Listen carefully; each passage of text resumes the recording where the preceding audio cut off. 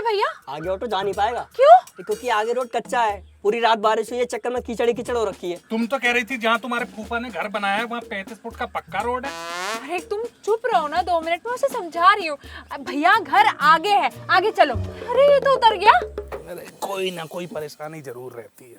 सुनो, अपने फूफा को फोन करो और बताओ कि हम यहाँ खड़े हैं, फिर वो कोई गाड़ी भेजेंगे, गाड़ी में बैठ के उनके घर तक चलते हैं। पूजा चल रही है उनके घर में, किसी को इतनी फुर्सत नहीं है कि कोई तुम्हें यहाँ पर लेने आएगा। अगर फुर्सत नहीं है ना मुझे ले जाने के लिए तो मैं ऑटो में बैठ के वापस जाऊंगा स्टेशन और फिर घर। क्यों? क्यों क्या सुना नहीं तुमने? ये क्या कह रहा है? आगे कीचड़ है, फिर उतरूंगा, कहीं मेरे कपड़े गंदे हो गए तो। बस परायों की बात का विश्वास करना तुम तो। मैडम ये अपने यहाँ पढ़ाई की बात नहीं है, जो है मैं बता रहा हूँ, बाकी आपकी मर्जी।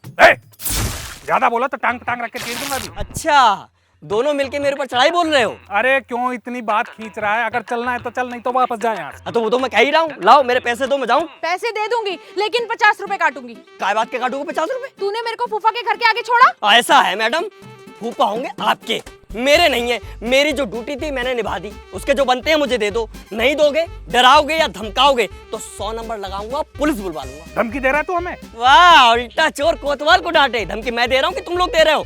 एक तो गरीब आदमी को परेशान कर रहे हो, ऊपर से ऐड दिखा रहे हो। क्या ऐड दिखाई हमने? तो कितने में बात तय हुई थी? 250 में तय हुआ था। हाँ तो 250 रुपए मेरे हाथ में रखो और मुझे जाने दो। 250 रुपए नहीं हुए, 2500। ये पकड़।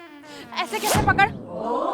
या तो तू 250 में मुझे फूफा के गेट के आगे छोड़ेगा या 200 में ही जाएगा। बाबूजी समझा लो, देखो गरीब आदमी की हाय बहुत बुरी लगती है, मेरे 250 रुपए दिलवा दो। अरे दे दो ना 250 रुपए, तुम भी कम थोड़ी हो। तुम बता नहीं सकती थी? अपने फूफा से बोल देती कि एक गाड़ी भेज देते स्टेशन, तो ये कीचड़ विचड़ का झंझट तो नहीं रहता। ला तो तुम भी सकते थे ना अपनी टाटा सुमो। हाँ टाटा सूमो लेके आऊं, 280 किलोमीटर तेल के पैसे देते तुम्हारे फूफा। तेल में ही उलझे रहना जिंदगी भर, इसीलिए तो ग्राम विकास अधिकारी के ग्राम विकास अधिकारी रह गए। पैसे दे दो। हाथ पीछे।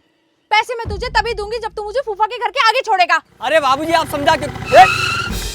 पप्पू, अरे दीदी जीजा जी पाए लगू। खुश रहे।